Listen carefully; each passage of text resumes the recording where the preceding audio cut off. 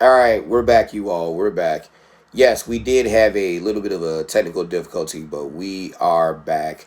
So let's dive right into it. What's going on? I'm Instructor Mike. Uh, yeah, we had a little technical difficulty, but we had to come back because this is such an important message. So let's go on ahead and dive into it. You can go on ahead and follow me on Facebook at Mike Brown or Instructor Mike.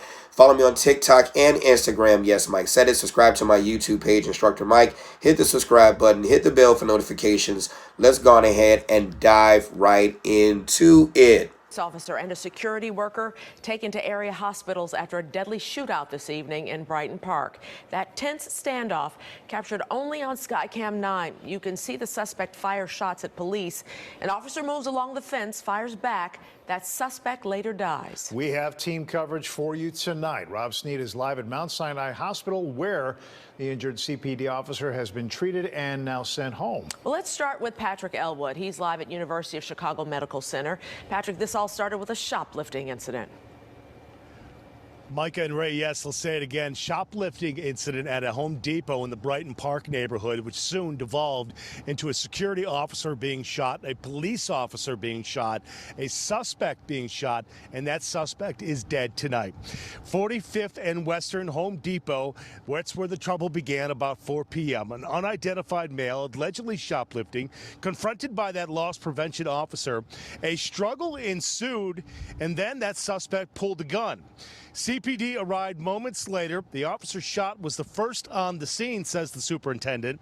Other officers started chasing that suspect, and several blocks later, they caught up to him, shooting him fatally. The suspect and officers get into another shootout, and the offender is then shot. This offender has recently been pronounced dead on arrival at the hospital. He's DOA at the hospital, so the offender is deceased. So the superintendent gave that condition of the security officer as grave. That's another way of saying he's in critical condition. There are 3 police officers of squad cars here now at the hospital. And in terms of what's happened the last couple of weeks, the officer shot today, the 4th in just the last couple of weeks. Live outside University of Chicago emergency room, Patrick Elwood, WGN News. Back to you guys in the studio. All right, Pat, thank you. Meantime, the injured officer now out of the hospital after all this. Chicago's top cop expressing real frustration today. This, again, is the city's 4th officer recently shot. Now, I'm going to go on ahead and interrupt that part because they are going to continue to talk about the other police officers who were shot. And yes, that is an important message to pay attention to as well, okay? That these officers are risking their lives continuously doing the job. But I want to focus on the issue with security officers. So those of you who have followed me before and who know of my various platforms and my work, you know I teach security officers. You know that, okay? You also know I teach, both security officers and unarmed and armed and concealed carry. So I'm not just a concealed carry instructor. That having been said, I want you to understand that the first thing that we teach in security, no matter where you are, the first thing that we teach in security, and I see your comment, Navy vet. I'm going to go to talk about your comment. You are absolutely correct. The first thing that we teach in security is observe and report. I'm going to say it again. Observe and report. Now, you got 3 types of learners: audio, visual, and kinetic, right? I can't touch you. So let me flash it across the screen so maybe you can get it in your thick freaking skull. Observe and freaking report. Observe and freaking report. Observe and freaking report. You understand that? Observe and report. I'm going to say it again one more time for those in the back. Observe and report. That's it. Observe and report. That's all you're supposed to do.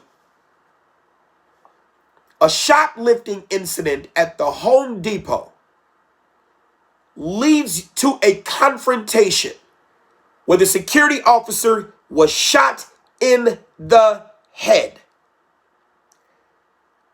You can't get shot in the head unless a person clearly has a shot in the head. And if you're confronting, you're increasing those chances. I want you to look at what you might have missed out of the video because I had to cut it off. I wanted to get to the message. Other news agencies.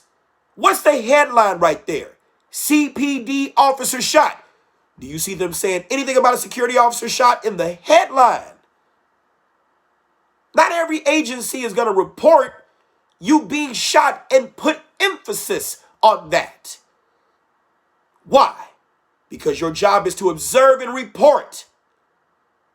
Now, some time ago, I was in the media, having been featured in the Daily Southtown and in other news agencies, when I went live and talked about a security officer, Jamel Roberson. Jamel Roberson is a security, or was a security officer, who was shot and killed by Midlothian police in response to an active shooter situation at a bar named Manny's Blue Room in Robbins, Illinois. In this picture, he is clearly identified as a security officer. Clearly identified. But that night, he was not clearly identified as a police officer. Those with agendas who love the victimization narrative would say, well, he was wearing stuff that said security. And this white police officer approached him when he was trying to be the good guy with the gun and apprehend the alleged or actual shooter in that club where so many were injured. And here's a good guy with a gun, a security officer. And here he is apprehending someone, and he was shot and killed. So now you can't even be a good guy with a gun and go after a shooter without worrying about the police shooting you. That was the agenda of those who hate police so much that they were filled with emotion and separated fact. Let's watch the video courtesy of ABC7 and identify some things in this. Because Jamel did not have to die. Jamel should be alive. Just like the security officer in Home Depot. He or she, we don't know the sex of that officer or the gender of that officer, but both of them should be alive because your job is to, let's flash it across the screen, observe and report. That's it. Observe and report. Observe and report. Let's listen.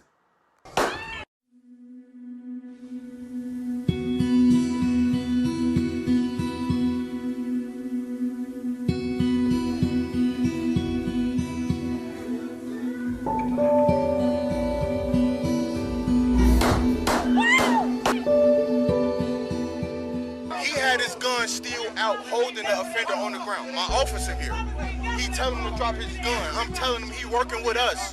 Cool out. He's working with us. He shot him 4 or 5 times.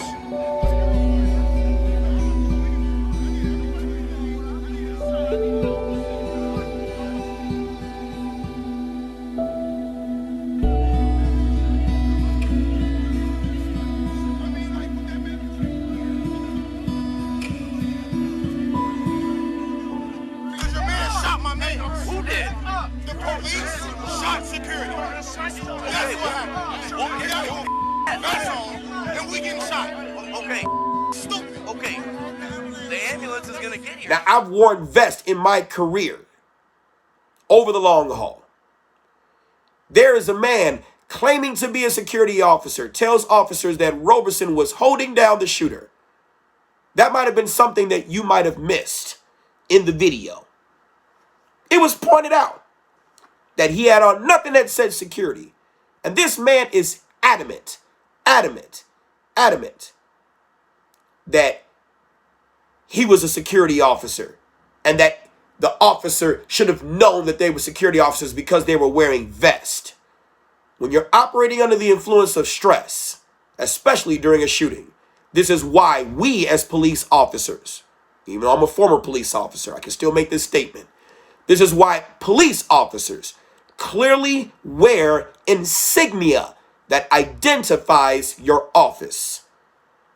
Be it security officer, deputy sheriff, police officer, Whatever the case may be, clearly identifying your office. And if you look at this man's vest right here, you can see that that little darkened patch below that shiny part is an area where a patch should be. Be it a security officer patch, be it a American flag, be it a thin blue line, you can clearly tell that this is a vest and that is an area where a Velcroed patch should go. You can clearly tell that to be the case. And so the problem then becomes, how did a smart young man, a promising young man, a musician, I'm a musician, how did he get killed? Well, yes, the police officer did pull the trigger. Under the circumstances, you had two people struggling and a man with a gun who was unidentified, just like this man. Unidentified. The news media didn't know he was security because it wasn't obvious. The police didn't know he was security because it wasn't obvious. And this man, otherwise a hero, died doing too much. As a security officer, your job is to observe and report. In the Home Depot situation, your job is to observe and report. I cannot make this clearly enough. And you can, you say you don't know what your job is. I will tell you this. If around your waist you don't have a gun, that means they don't want you to do gun shit. If around your waist you don't have handcuffs, that means they don't want you to do handcuff shit. If around your waist you don't have radio communications with anybody that is of significant importance to be able to help you when the shit hits the fan. And I'm not talking about a little dispute. I'm talking about a big dispute. If you don't have a radio, that means your backup is a long ways away. If you have to reach for your cell phone and dial 911, your backup is still a long ways away. Now, some of you may sit there and say, well, Mike, but the job wants me to apprehend this person. The job wants me to do this. The job wants me to fuck that job. Why do I say that? All of that property is insured. In fact, you can't even get into business unless you have the insurance to cover those products. Product liability insurance. You are replaceable to them. Why? Oh my God, I can't believe we lost this officer. He was such a... Can you send me 2 more officers, please? Yes, thank you. I appreciate you. That's just how replaceable you are to them. To you, you are irreplaceable. To your loved ones, you are irreplaceable. This is why you must be a leader of yourself.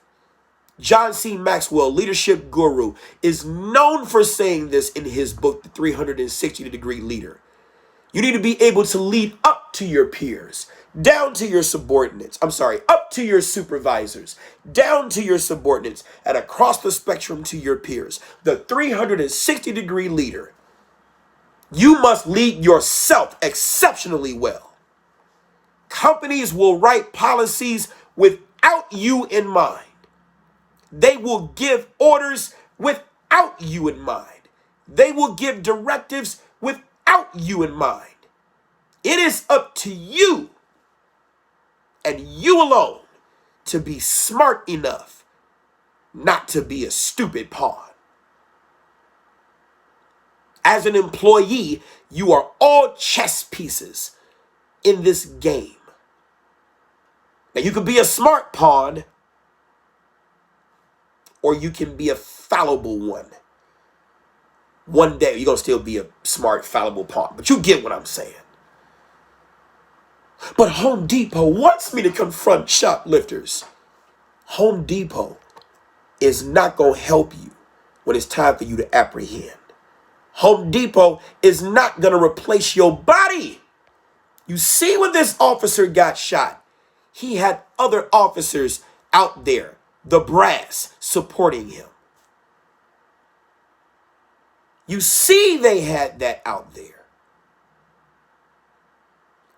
This man was perhaps the only man in that incident to lay claim that Jamel Roberson was working in a security capacity for a company that even to this day, years after his death, we still don't know the name of that company. We still don't know the name of that company. But we know that this police officer was a Chicago police officer. But what company did this security officer belong to? This officer was clearly identified and had a job and still has a job to run into danger. So getting shot is a part of the job. You don't want it to happen, but it's to be expected. But getting shot on the job as a security officer is not a part of your job. It's not a part of your job. Your job is to observe and report. That's it. Observe and report. Stop doing too much. You are there as a presence. That's it. You're there as a presence. That property of that company can be replaced. They will write it off as a loss. It will help them on their taxes or wherever. If you see something, observe it. Find a better way to get a better position where you can observe it even better and report what you saw. If you get fired, that's okay. Don't be afraid to get fired. Why? You can get another job. But if you get killed doing too much, you can't get another you. And as Navy Vet 88 on YouTube said, shouts out to him, some of these companies will gas you up, making you think that you are the police, making you think that, oh, we got your back, you good, you ain't got to worry about that. You doing the same thing as the police, and you will die. And all they will have for you is tears. But that's not going to bring you back. No settlement money is going to bring you back. None of that stuff is going to bring you back. Your job as a security officer, both unarmed and armed, is to observe and report. That's it. That's it. But I got a gun. I'm armed security. Stop. That gun on your hip is to help you make more money. That's it. That's it. To help you make more money. The company gets paid because you wear a gun. That's it. Don't you pull out that freaking gun unless you had no other choice because your life was in danger. That's it. That gun is an accessory. That's it. You all better start thinking smart. Because Instructor Mike don't give a damn whether you like me. I'm going to teach you what you need to know. I'm going to give you advice. And if people don't listen, I'm going to let adversity teach you. This is Instructor Mike, and you have been trained. Follow me on Facebook at Mike Brown or Instructor Mike. Follow me on TikTok and Instagram at Yes Mike Said It. Subscribe to this YouTube page, Instructor Mike. Hit the subscribe button. Hit the bell for notifications. Get your butt in somebody's concealed carry class. It's no one's job to protect you but you. I'll see you.